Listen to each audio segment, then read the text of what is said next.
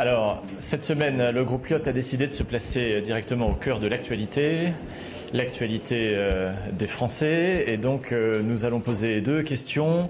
La première sur l'avenir des hôpitaux de proximité et l'accès aux soins hospitaliers, notamment dans les territoires ruraux, au regard des dernières dispositions de la loi de 2021. Et la deuxième sur l'insertion à l'activité. Donc deux sujets qui interpellent les Français et sur lesquels je passe la parole à Charles de Courson et à Martine Froger. Bon, bonjour à tous. Oui, donc aujourd'hui, le budget, alors je voudrais parler des structures d'insertion par l'activité économique qui sont aujourd'hui plutôt en grande difficulté puisque le budget 2025 prévoit une baisse drastique des financements et notamment au sujet de la formation professionnelle qui n'est plus financée avec des structures qui ont avancé la formation des salariés, c'est quand même leur cœur de métier, hein. Donc qui ont avancé depuis le début de l'année les formations avec du coup sans engagement de l'État, du remboursement de l'engagement de l'État ni des OPCO d'ailleurs, du remboursement de ces formations que ces structures ont avancées.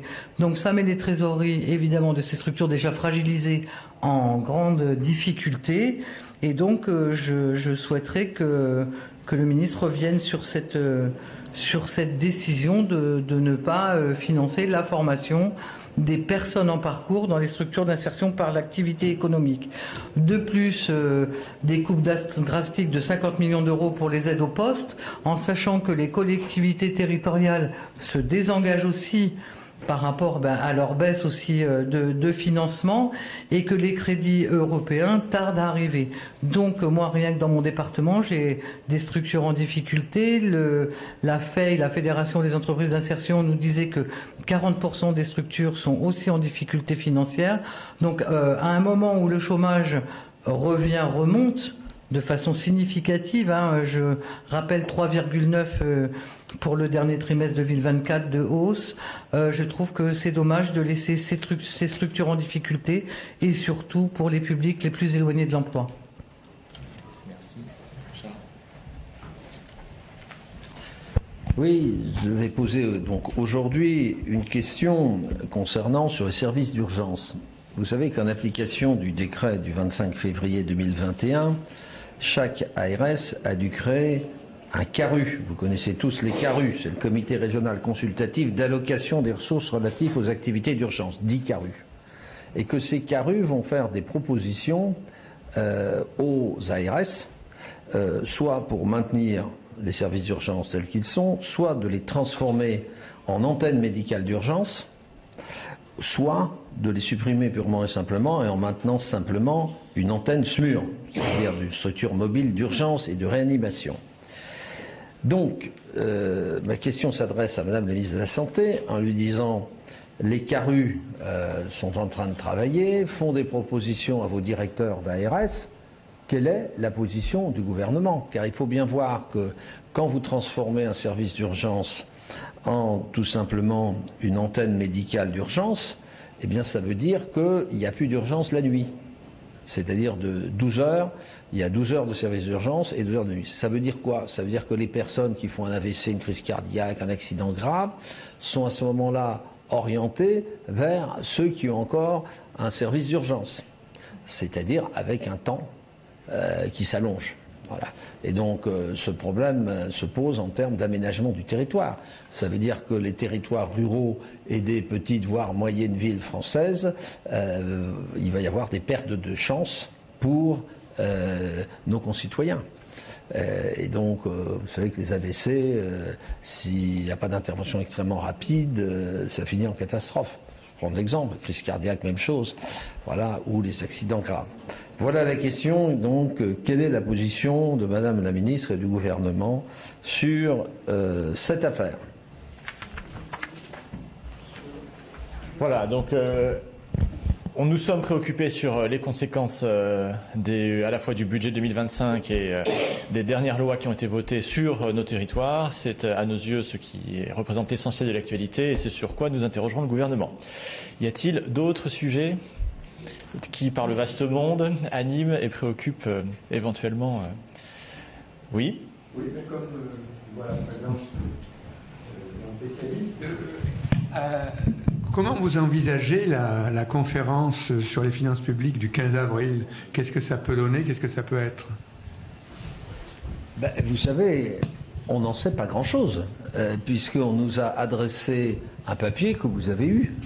Vous avez dû l'avoir peut-être même avant nous, pour dire qu'on va réunir les présidents de commission des finances, les rapporteurs généraux, des représentants, si j'ai bien compris, aussi des collectivités territoriales, et pour nous exposer, je suppose, la situation, je suppose quel est l'ordre de grandeur des économies qu'il faut faire si on veut respecter le programme pluriannuel des finances publiques qui doit être adressé avant la fin du mois d'avril à la Commission européenne. Donc je suppose que c'est de cela dont on va discuter. Mais on n'en sait pas plus. On n'a aucun dossier pour le moment. Vous me direz c'est dans 15 jours. Mais parfois on découvre les dossiers sur table, comme ça s'est passé dans le passé, et le dossier était repris d'ailleurs à la fin de la réunion, quoi. Je veux dire, j'en sais pas plus. Voilà, et personne n'en sait plus. Mais interrogez Madame de Montchalin, peut-être qu'elle a quelques idées sur l'organisation de cette rencontre du 15 avril. Moi, d'après ce que j'ai compris dans le papier qu'elle nous a adressé, elle voudrait que les collectivités territoriales prennent un engagement.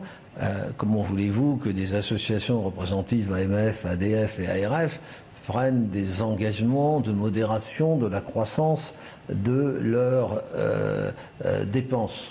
Je vois pas. D'ailleurs, la croissance des collectivités territoriales se ralentit d'année en année, tout simplement parce que les départements sont étranglés. Vous avez vu qu'une bonne partie d'entre eux refusent de rembourser à la CAF et à la MSA la revalorisation de 1,7% du RSA, parce qu'ils ne peuvent pas. Et tout le monde sait que l'année prochaine, le gouvernement finit par le reconnaître, 50%. C'est-à-dire 50 des 101 départements seront en déficit de fonctionnement. Bon, donc il faut faire quelque chose. Je suppose qu'on va discuter quand même de ces questions pour les collectivités territoriales, pour la sécurité sociale. Je suppose qu'elle va nous donner quelques indications, puisque comme vous le savez, on discute de l'ONDAM. Mais vous êtes de fins connaisseurs de l'ONDAM. Vous savez que l'ONDAM est purement évaluatif. Ça n'empêche pas les hôpitaux publics français de faire un déficit de fonctionnement cette année qui est estimé autour de 3 milliards. Ouais, donc on ne tient pas grand-chose. Alors peut-être que d'ailleurs que sur les collectivités locales, elle va nous présenter un dispositif type Cahors ou autre, on ne sait pas. Ouais. Quant à l'État, tout le monde sait qu'on va avoir des pertes de recettes par rapport à ce qui était envisagé, même si, par exemple, sur la TVA, vous savez que le gouvernement, dans la loi de finances initiale, avait prévu 10 milliards de plus, c'est-à-dire une croissance de plus de 5% des recettes de TVA. Elle fait l'observation, mais attendez, c'est totalement impossible. Et ils ont réajusté dans le vote final de plus 10 à plus 5. Ouais, mais plus 5, ça fait quand même 2,5% de croissance. Or, les indicateurs, tant quantitatifs que de prix, sont notoirement inférieurs à ce que prévoit le gouvernement. Donc moi, je ne manquerai pas de lui dire, mais est-ce que vous allez encore réajuster? La croissance du PIB a été déjà réajustée de 1,1 à 0,9, puis dans les propositions actuelles à 0,7. Mais on n'en a pas traduit cela en termes de perte de recettes. Simplement, elle a indiqué dans une conférence de presse que, au fur et à mesure des pertes de recettes, il durcirait les gels et les annulations. Les gels, les surgels, enfin les gels et les surgels, c'est pas ça ce qui fait des économies. Ce qui fait des économies, c'est le jour où on les annule. Voilà. Voilà, mais j'en sais pas plus. Oui. Elisabeth Pinault d'agence Reuters, comme vous êtes un groupe un peu charnière et que la situation est mouvante depuis la décision du tribunal correctionnel hier, je voulais savoir comment vous voyez la configuration à l'Assemblée sur la censure, le dossier retraite et la préparation du budget 2026. Est-ce que les équilibres ont bougé? Comment voyez-vous les choses? Alors, il y a plusieurs sujets qui sont dans votre question.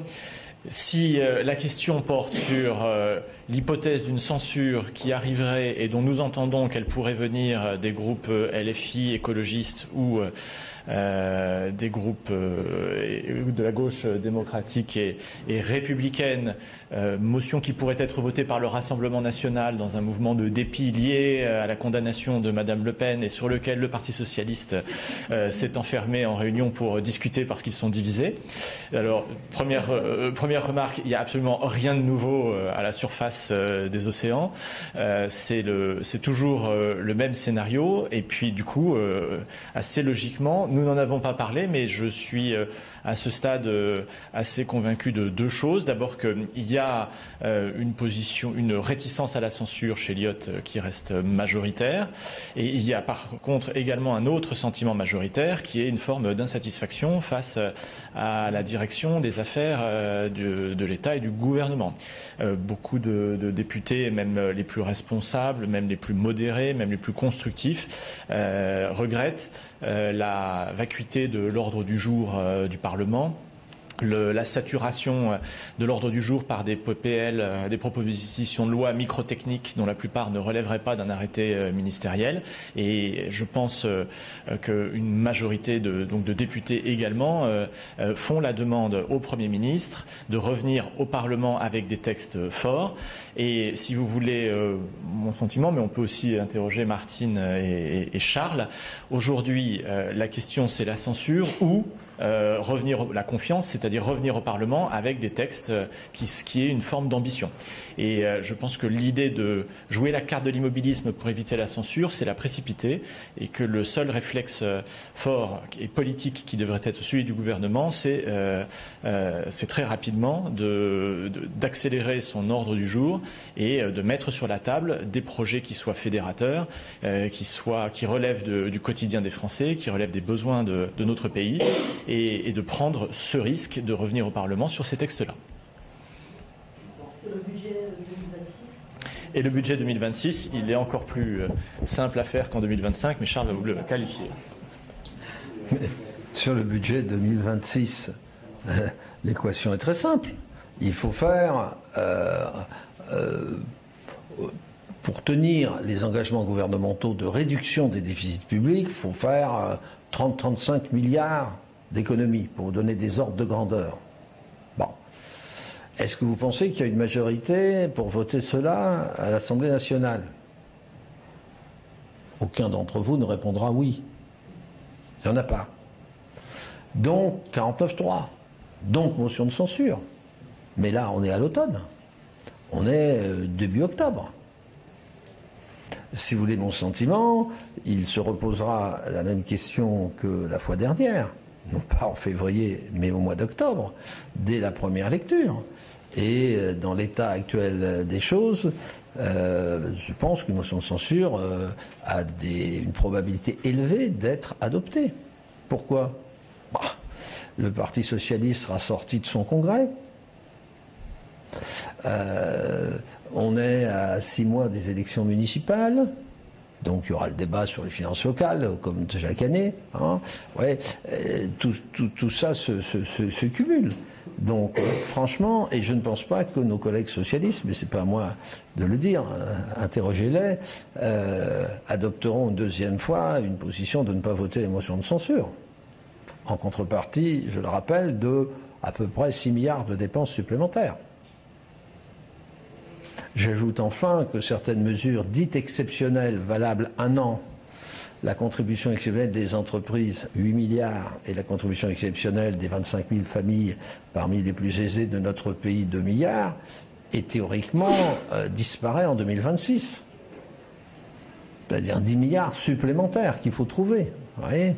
Donc c'est un exercice, on l'a qualifié, je crois, d'himalayenne, hein, cet exercice himalayen. Bon, je ne vois pas comment ça peut être voté, même à coup de 49.3. Mais c'est un avis personnel, laissons les choses se développer. Je voudrais rajouter par rapport... Comment ? La dissolution sera à nouveau possible. Oui, mais je ne vois pas l'intérêt d'une dissolution. Tout le monde sait ce qui se passera en cas de dissolution. Les 160 membres de l'ancienne minorité gouvernementale, puisqu'ils étaient déjà minoritaires il y a 2 ans, en ressortira encore plus affaibli. S'ils reviennent à une centaine, ça sera pas mal. Et y aura-t-il une majorité? Probablement pas. Donc, si vous voulez, ça ne fera qu'aggraver. Mais c'est pas moi qui décide, hein, c'est le président de la République dans sa solitude, si je puis dire. Je voudrais vous dire un dernier point concernant la récente décision de justice concernant le Rassemblement national.